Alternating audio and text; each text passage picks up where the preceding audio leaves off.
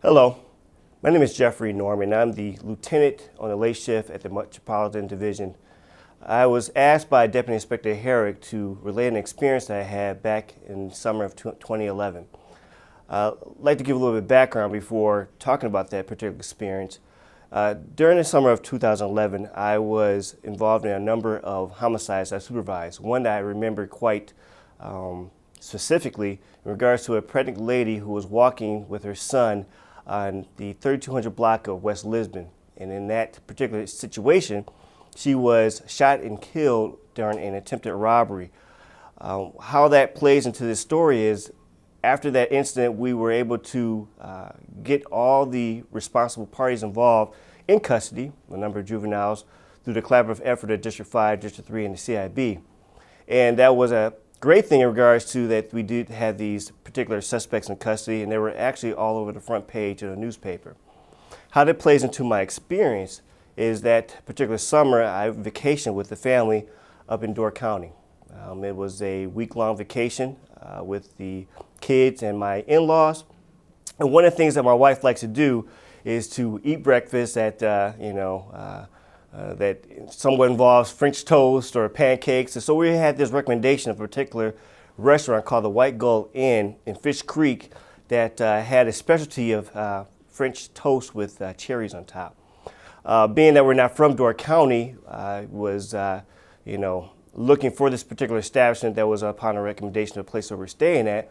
And while we were going around Fish Creek looking for this particular restaurant, I happened to stop and say, hey, ought to get directions?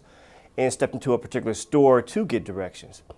I entered the store with my young son, and as I entered to the store, the storekeeper, clerk, whatnot, glances up, look at me, and says, "Oh my God," and raises her hands.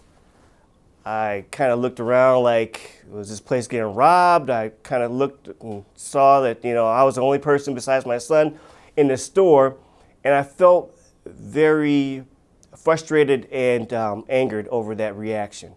I was with my younger son. I was pretty much only in a polo shirt and shorts, and just didn't seem like the normal or necessary reaction that you would get with a patron entering into the store. The dialogue that I had with this particular patron or with this clerk was pretty nervous, uncomfortable. So I didn't just kind of look at it as just maybe this might have been a moment of surprise.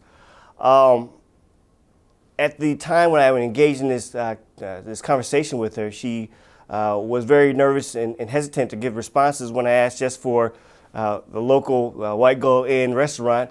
And I happened to glance down on the tabletop or the desktop where she was at and saw on the front page was the pictures of the suspects in that homicide that I was the scene supervisor for. In that particular situation, I wanted to just yell out to her like, I'm from MPD and I'm the lieutenant that was at that scene that, helped, get the ball rolling to solve that case. But in the back of my mind, that first thought was, why? And the second was, I'm tired of this. I looked down at my son and I was more concerned about him than me, because after a certain point in your life, you kind of blow things off, but that was not the type of experience I wanted him to see. So in the end, I was able to kind of just say, thank you for your time, ma'am, and go off and go to another store where I had a better reaction. But I kind of had it back in my mind like, this is 2011 and here are still dealing with some of these dynamics that just kind of doesn't make sense nor should have any place in our society. And I kind of look at it from the standpoint of that is not something I choose to be or want to be. As a supervisor in this job and as a prior detective and police officer, I always came with the attitude that I look at people for what they present to me, not what I assume. And don't get me wrong, I'm not by any means perfect. I do have my biases and assumptions, but I really work hard to kind of keep that where it needs to be, in the back of my mind, somewhere else, rather than in the situation I'm dealing with. And that's probably the only thing that I can kind of pass on to you, that we all have our biases and assumptions, and sometimes it's good. Assumptions based off objective factors, that is. Seeing someone, in the middle of the night wearing all dark, doing the gun belt adjustment, the gun adjustment, it's good to assume that this person probably is up to no good, and that you should pat them down for your safety based off objective factors.